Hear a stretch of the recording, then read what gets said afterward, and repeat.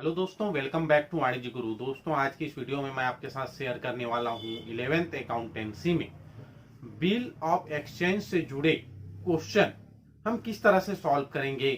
ये पूरा वीडियो उसी टॉपिक पर बनाया गया है।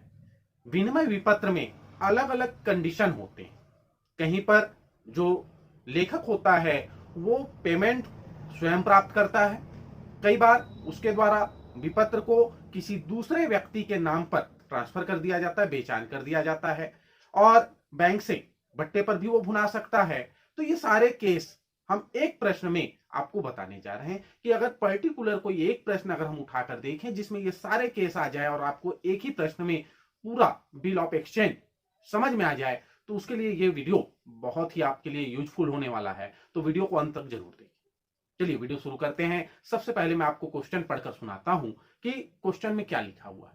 ए द्वारा बी पर 5,000 का बिल लिखा गया, जिसे बी ने स्वीकार कर ए को लौटा दिया। देय तिथि पर बिल का भुगतान हो गया।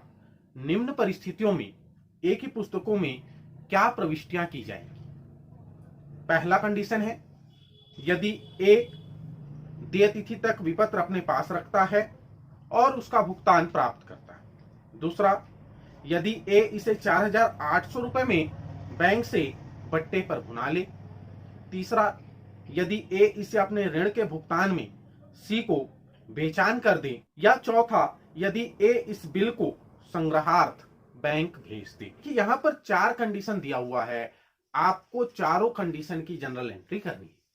सबसे पहले हम देखते हैं कि पहला जो कंडीशन है उस पहले कंडीशन में जनरल एंट्री आप किस तरह से करेंगे। एक जो कॉमन एंट्री होनी है वो चारों कंडीशन में सेम होगी।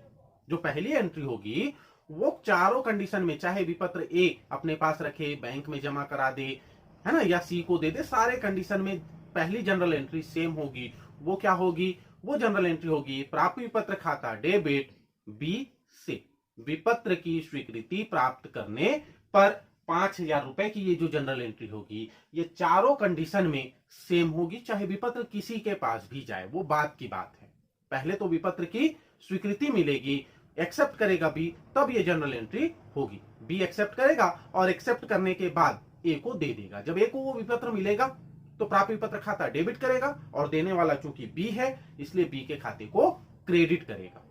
ठीक, पहली जनरल एंट्री सेम होगी।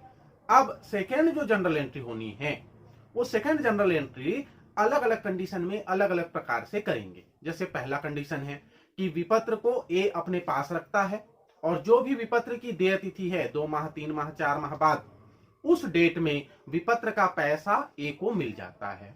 तो जनरल एंट्री क्या होगी? देखिए, जब विपत्र ए ने लिखा और बी को दिया, बी उस पे अपने साइन किया और साइन करने के बाद उस विपत्र को ए को लौटा देता है, तब वहां पर जनरल एंट्री हमारी स्टार्ट होती है। वो विपत्र क्या है? संपत्ति है, और वो जब ए को मिलता है तो संपत्ति के खाते डेबिट होते हैं, इसलिए उसने डेबिट किया था। अब उसी विपत्र का पैसा मिल रहा है, जो अवधि थी, जितना उनके बीच में एग्रीमेंट हुआ था वो टाइम पीरियड पूरा हो गया, अब उसका पैसा ए को मिल रहा है, तो कैश अकाउंट डेबिट करेगा ए, रोकड़ खाता डेबिट। और वो जो प्राप्य विपत्र था अब उस प्राप्य विपत्र को बी को लौटा देगा। लो भैया, अब ये काम का नहीं रह गया, क्योंकि उसको पैसे मिल गए। पैसे मिल गए तो रोकड़ खाता डेबिट, प्राप्य विपत्र खाता से विपत्र का भुगतान प्राप्त करने पर 5,000 रुपए, ये जनरल एंट्री होगी।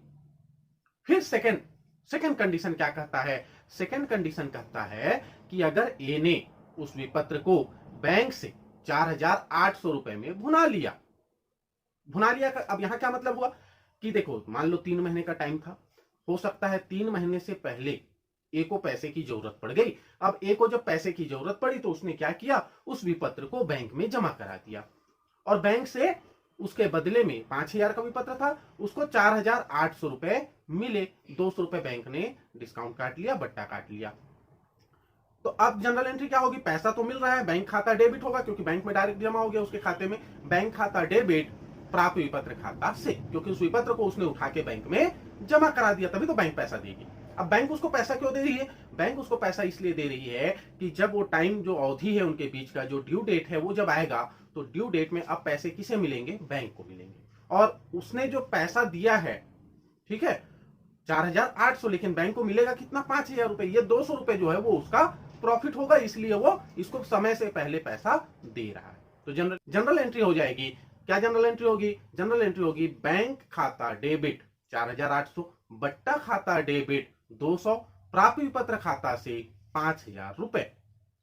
विपत्र को बैंक से बट्टे पर भुनाया गया, ये इसका नरेशन लिखेंगे। अब अगला नेक्स्ट स्टेप क्या हो जाएगा? नेक्स्ट स्टेप है अगर ए उस विपत्र को सी को बेचान कर देता है, ठीक है, सी को दे देता है। अब सी को भाई क्यों देगा? तो ए ने पहले सी से कुछ उधार लिया होगा, अब उसके पास पैसे नहीं है। अब सी से इसने बात किया कि भाई मेरे पास अभी पैसा तो नहीं है, अगर आप चाहो तो एक विपत्र मेरे पास है, एक बिल है मेरे पास जो बी का एक्सेप्ट किया हुआ है, 5 महीने का टाइम है या 2 महीने का टाइम है, उसके बाद आपको 5000 रुपए बी देगा। सी तैयार हो गया, चलो कोई बात नहीं, है ना, सी तैयार हो गया। तो ए ने क्या किया? उस विपत्र को दे दिया, किसको? सी को। जो विपत्र होता है वो कैसा होता है? तो 3 टाइप का होता है। विपत्र जो है वो पेमेंट के आधार पे अगर हम देखें तो 3 टाइप के होते हैं। कौन कौन से? पहला, उसमें लिखा रहेगा कि रामलाल को पैसा दो, तो उस केस में पैसा किसको मिलेगा? रामलाल को मिलेगा। दूसरा कंडीशन रहता है कि मुझे पैसा दो, तो पैसा किसको मिलेगा? लेखक को मिलेगा, जो विपत्र लिख रहा है वो स्वयं अपने आप, है ना, वहां इंडिकेट कर रहा है कि मेरे को देना, तो वो उसी को देगा। और तीसरा क्या होता है? तीसरा हो सकता है कि विपत्र धारक को मिलेगा, मतलब जिसके हाथ में विपत्र रहे, ठीक है, उसको विपत्र का पैसा मिलेगा। तो 3 प्रकार के हो गए। ये जो लास्ट वाला प्रकार में बताया है ना कि विपत्र धारक को मिलेगा, तो चाहे सी के पास हो, चाहे डी के पास हो, चाहे जेड के पास हो, जिसके हाथ में होगा उसको पैसा मिल जाएगा। इसलिए सी भी तैयार हो गया कि चलो ठीक है मेरे को मिल जाएगा। तो सी का वो विपत्र का वो पैसा अब किसको मिल जाएगा? सी को मिलेगा। तो जनरल एंट्री अब हम क्या करेंगे? हमने उस विपत्र को क्या किया? हमने उस विपत्र को दे दिया सी को। तो सी है पाने वाला, सी डेबिट, प्राप्त विपत्र खाता सी, ठीक। और लास्ट कंडीशन अब आ गए। अब लास्ट कंडीशन में क्या किया उसने? विपत्र अपने पास रखा रहा, लेकिन पेमेंट का जब टाइम आया तो उसने उस विपत्र को बैंक में जमा करा दिया कलेक्शन के लिए, ठीक है। मतलब अब पैसा कौन वसूल करेगा? बैंक वसूल करेगा। और किसके खाते में डालेगा? ए के खाते में डालेगा, ठीक है। तो उसके लिए जनरल एंट्री अब क्या होगी? उसके लिए जनरल एंट्री होगी विपत्र संग्रहण खाता डेबिट, क्योंकि बैंक में अभी पैसा जमा नहीं हुआ है, केवल हम संग्रहण के लिए, कलेक्शन के लिए भेज रहे हैं। तो बैंक, है ना, में जब हम भेजेंगे तो जनरल एंट्री करेंगे विपत्र संग्रहण खाता डेबिट प्राप्त विपत्र खाता से। इसका नरेशन हो जाएगा विपत्र को संग्रहण हेतु बैंक में जमा कराने पर। ये उसका नरेशन हो गया। 5000 रुपए का ही अमाउंट रहेगा।